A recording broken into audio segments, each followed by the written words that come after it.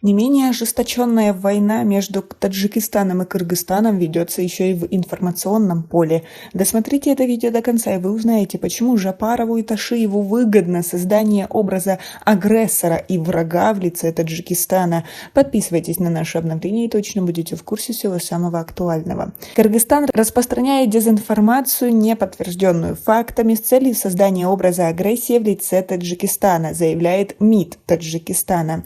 В последние дни с целью создания образа агрессора в лице своего соседа кыргызская сторона, не гнушаясь откровенной ложью и инсинуациями, продолжает информационную кампанию против Таджикистана, тем самым нагнетая напряженность приграничья, говорится в заявлении МИД. Также внешнеполитическое ведомство Таджикистана отмечает, что 17 сентября в своем обращении к нации президент Кыргызстана употребил слово «враг» в отношении Таджикистана. Действительно, в своем обращении в связи с ситуацией на таджикско-кыргызской границе кыргызский президент выражал благодарность кыргызским пограничникам за их мужество и героизм в отражении врага. То, что кыргызское руководство использует образ внешнего врага в личных политических целях и политизирует приграничный вопрос для поддержания имиджа, это не новость. Об этом не раз писали эксперты. Главная задача тандема президента Садыра Жапарова и главы ГКНБ Камчыбека Тошиева – подорвать имидж наиболее влиятельных политических партий и их лидеров, расширить свой электорат.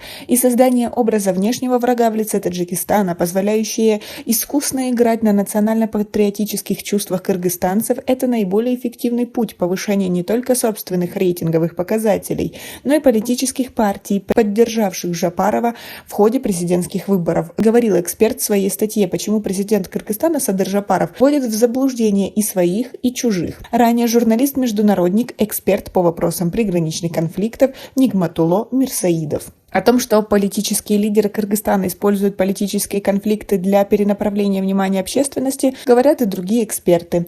Так, политолог Шарали Ризайон в своей статье о причинах и триггерах таджикско-кыргызского конфликта, опубликованной на сайте информационно-аналитического центра МГУ, отмечает, что конфликт 27 января на границе двух стран совпал с публикацией расследования YouTube-канала Темиров Лайв, где главными фигурантами выступает председатель ГКНБ Кыргызстана Камчыбек Тошиев. Интересен момент инициирования конфликта после публикации расследования YouTube-канала Темиров Лайв. На этом фоне назначение внешнего врага в лице Таджикистана из-за нового витка вооруженного конфликта можно охарактеризовать как отвлекающий маневр для перенаправления внимания общественности и ее мобилизации против действий соседа, отмечает политолог. А как вы относитесь к такому мнению? Вы согласны с ним? В настоящее время обстановка на границе остается стабильной. 18 сентября на погранпереходе Гулистон состоялось очередное заседание рабочих групп Таджикистана и Кыргызстана. Как сообщает пресс-служба председателя Сагдийской области Республики Таджикистан, на встрече стороны еще раз подчеркнули необходимость решения существующих вопросов путем переговоров. При этом отмечалась важность соблюдения условий прекращения огня и скорейшего устранения последствий приграничных конфликтов.